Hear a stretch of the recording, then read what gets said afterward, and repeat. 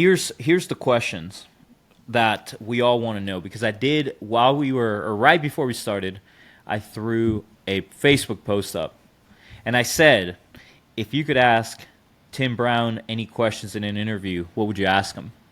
So I have not even gone through these. We're going to go through some of these, Uh-oh. and Hopefully a hater snuck in there or something, you know?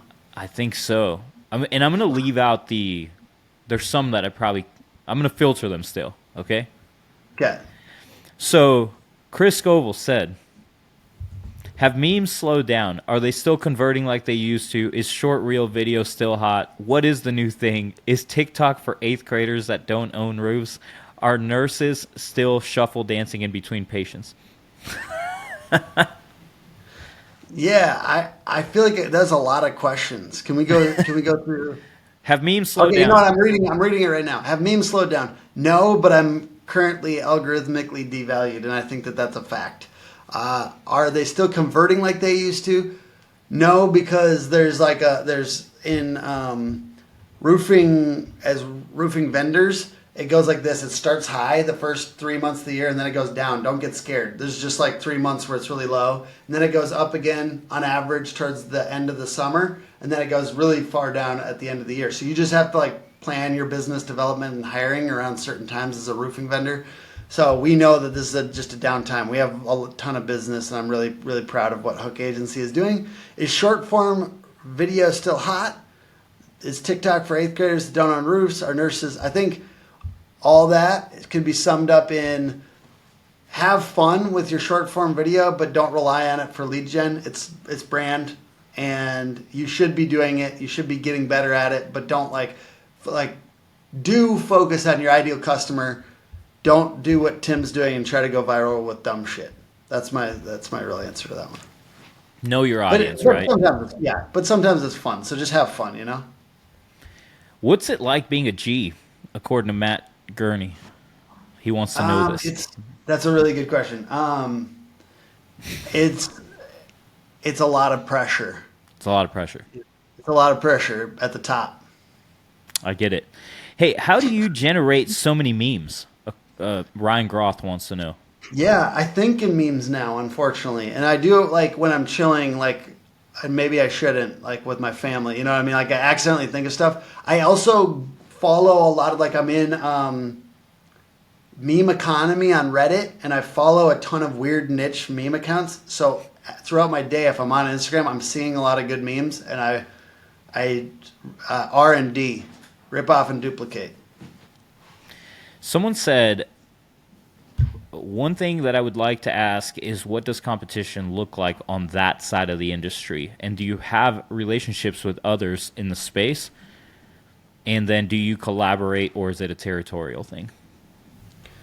Who asked it? Chuck Allen. Yeah, it feels kind of territorial, if I'm honest with you. Like I love Chuck Allen. He's now working with kind of a competitor. So like there does feel like there's territorialness, and you and I were talking about this. It's a competitive industry. Like marketing, and especially niche marketing, is competitive. That doesn't mean that I don't like look over the fence and like, holy shit, they're doing really cool stuff over there. It just means it's hard. Like I've been close friend. I feel like I'm close friends with a few competitors, but there's always like a little bit of something where you're kind of like, you still have a competitive vibe. Like it's hard to not have that, and that's okay. Like I'm glad that I am competitive. It's a beautiful part of life. I think we all need to try to like stay ethical and try to not like.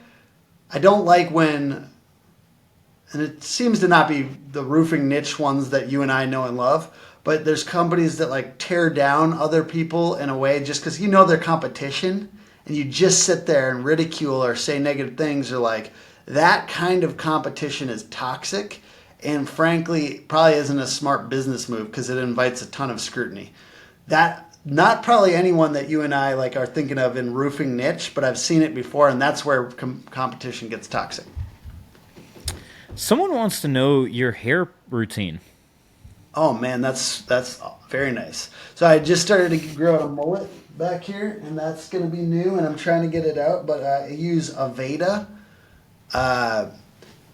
Aveda clay, grooming clay, and then I get a haircut every 2 weeks.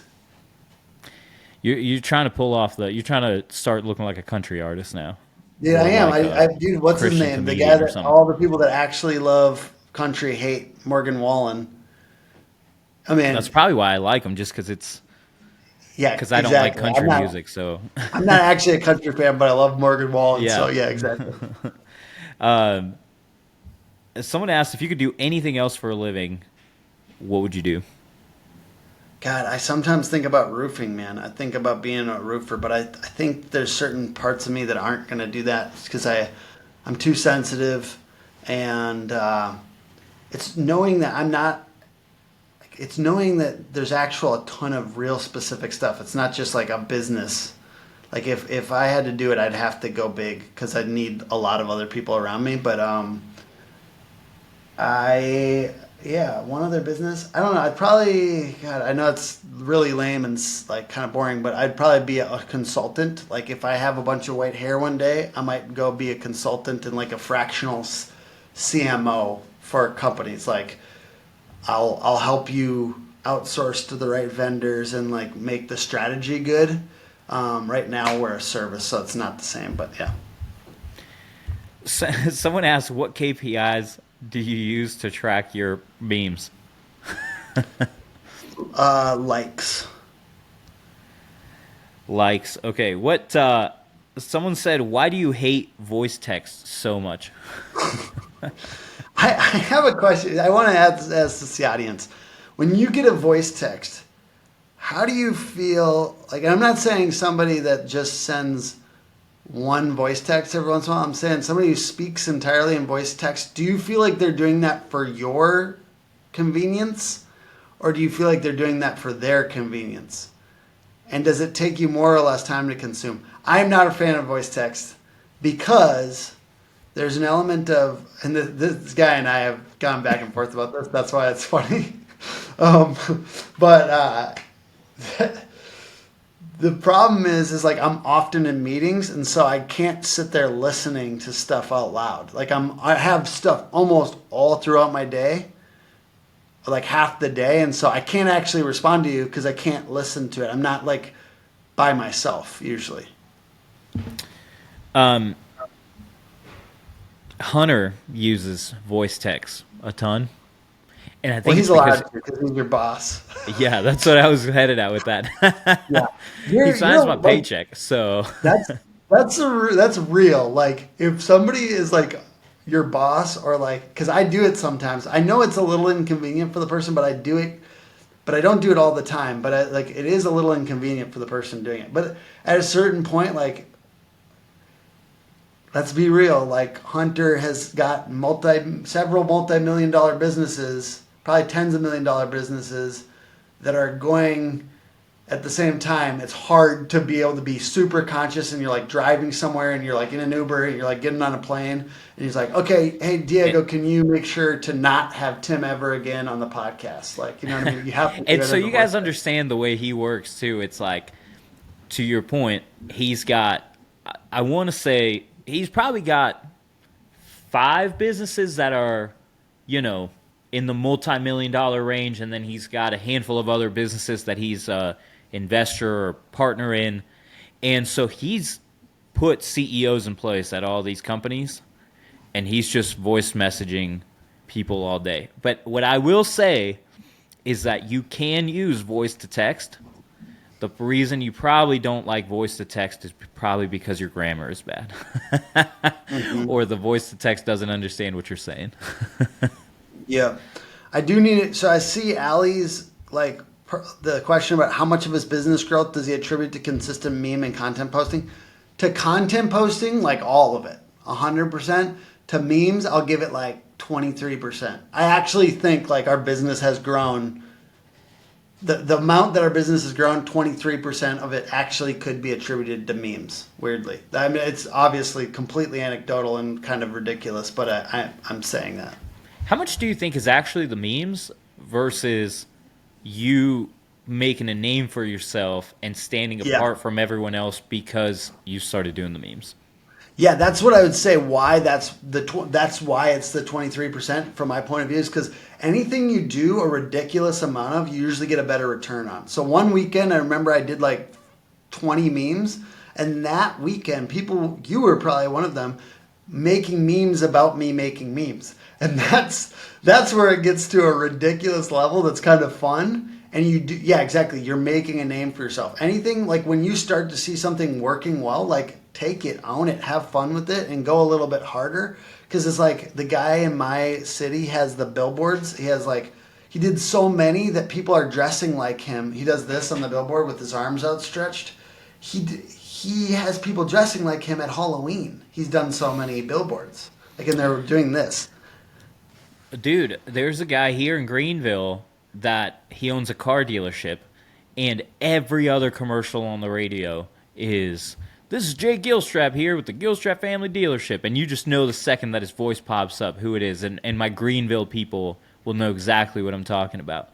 But I bet it's just the fact that I've heard it so many times. It's like, is it actually the fact that you have commercials and people are hearing about you, or is it that you're the only person that they can think of when they think of, when they think of car dealerships, because you're ingrained in their mind at this point?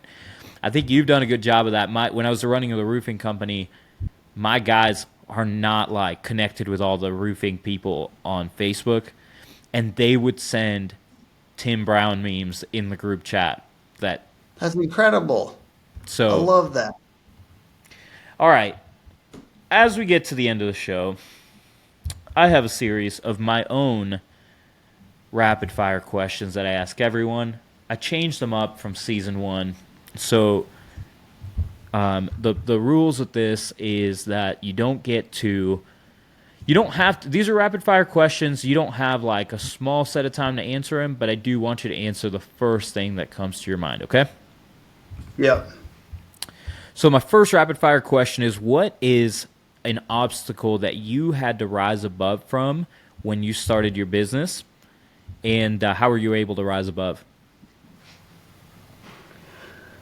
Biggest one was probably I did not know how to sell. I was the guy doing the work, making websites, coding them, designing them, and I thought sales was actually a dirty word.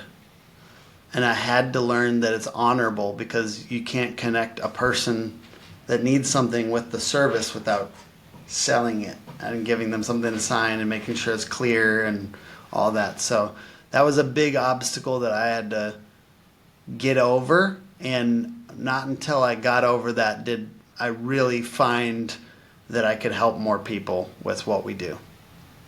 Love it. My second question is, if you had $1 billion exit with a B, what would you be doing the very next day?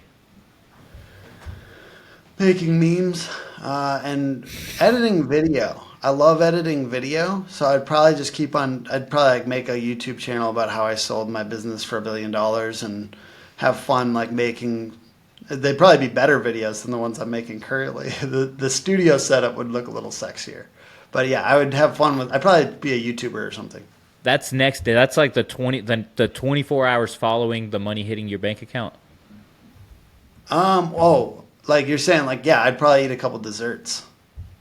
Um, I'd eat a couple of really nice desserts, and I'd probably travel, to fucking Abu Dhabi or something like that. Like I'd go somewhere warm and I'd eat a lot of desserts, but I don't probably only do that like maximum of 5 days. I don't even enjoy leisure as much as I think you're supposed to as a human being. I really enjoy making things, and I've always enjoyed making things, whether it's music or videos or content or memes. Like I'm gonna do that probably no matter what. I don't know how many desserts you can eat. You know what I mean? Like at a certain point, I gotta do something creative and fun. Like that's fun to me. So like beach is like fun for like 2 days. Yeah, I'm the same way. I enjoy the idea of leisure. I'm like always like, hey, where am I going next? Where am I going to go to the beach? Yeah. When we're going on this, we're going to the Dominican and for a revolt retreat in a few months, and I'm like, all right, when's that coming? When's that coming? But every time I do that, I'm like, all right, I'll sit at the beach for 20 minutes or at the pool 20 minutes, and then I get bored. All right. So my next rapid fire question is: what is the last book that you read, Ooh, I probably have to look at my. Oh, it's so good. 10x or that you listened is to? easier. 10x, yeah, I listened to it. 10x is easier than 2x by the guy who did Who Not How and Gap in the Gain. The author is Dan Sullivan, and it's basically like how you're going to have to identify the top 20% of the things you're doing, and like if you actually had to 10x your business, how you'd have to give up so much of what you're doing currently, the stuff that's not actually going to make it go 10x, you got to give it all up. So it's actually like you have to do less to get further. And I love the concept, and it's very fun. I love that. Oh, when we did the last episode, my question was, what was the best book that you read? And you said it was 10X by Grant Cardone. And now this time I asked you, what's the last book that you read? And you said 10X is better than two, or easier than 2X. Yeah, I like the idea of 10x. Apparently. So my And by the question, way, my company just hit 10x of that first year, so that's kind of a crazy. We did 350 my first year with my wife. Is just me and my wife, and then we did 3.5, or we're doing 3.5 this year. So we just 10x for the first time, and I'm thinking about would I 10x again? You know? that's incredible. Yeah, thanks. And then my next question is typically, what's the best book that you read? Has it changed since the last time we spoke? Can I just throw out a different one for the You want to sake throw of it? some honorable mentions in there? Yeah, let's throw out Traction, the book Traction, because it's all about creating. Like, it's basically like an entrepreneurial operating system, EOS, and I have a coach right now on EOS, and it's so good, and it's been such a huge change in our business. So it's like a little bit beyond the book at this point. It's exactly. I'm a massive EOS proponent, and just incredibly grateful that we have a coach now, because for a long time we couldn't afford one. So it's just really good to be able to get our systems and processes really cleaned up. And the big shift this last 3 months has been, we have all these processes built out, documented, checklists, videos for our operations, the actual like fulfillment side of our business, how to do this to make sure it's good. We didn't have any of that for the non-operations, the admin side of the business, hiring, firing, money, sales, marketing. We didn't have any of that. We didn't have any operations or processes for that. So like our coach was like, so you think you have your stuff documented? You have the getting work done part documented, but you don't have this. So that was the big shift. We have to like actually document, make checklists, make videos for those types of things. So it can be a real, franchise model, so to speak. Yeah. Well, I appreciate you coming on the show. I know this is now like the second exit out of here, but I appreciate you hopping on the show. I appreciate that you've been so helpful to us and so supportive of everything we've got going on. Oh, wow. Somebody asked for me to do a live meme in the comments. The homeowner, when you tell them we don't eat deductibles. And it's not a good meme, but I thought we'd at least try. So shout out to... Wow, I was not expecting that. shout out to Joseph David for the request. And I'm sorry I did not hit a doobie first like Elon Musk on Joe Rogan, but I did create a meme. It might have been a better meme had I done so, but nonetheless, we did it. We did it, Joe. Well, I appreciate you hopping on. I appreciate your support. Hey, I will say this. I know we worked this out, and by the time that this airs, we'll have a special offer for, for Hook Agency clients. I know that's something that we've talked about. So if you're a Hook Agency client, you want to come to RoofCON, hit up Tim, and he's going to get you a good discount to the show, better than what you're going to find anywhere else. And dude, I'm just stoked for RoofCON. I'm stoked to have you there, and just to end it up, I'll just have you, just if you have any thoughts on RoofCON, anything you want to mention, would love to be able to hear it. Obviously, this is presented by RoofCON, so yeah, love this show. Huge fan. Like, to me, what it represents is the modernization of roofing. It's not just a good old boys club. It's a inclusive. It's a driven and like modern industry where people are going to be talking about how to sell your company. People are going to be talking about the future of roofing. People are going to be talking about really, really amazing sales stuff like Dan Walrecht, the $18 million sales rep. Like, there is so much good information at these things, and it's relationships and getting around cool people. And I just love the vibe of the show. And ultimately, strongly suggest our clients, you should go to this. If there's one that you should go to this one. There's some other good ones too, but they're just noting this is one of those really good ones that the industry is leveling up with. So I appreciate you, man. I appreciate anyone that's tuned in. Watch the whole show. Watch the bonus episode here at the end.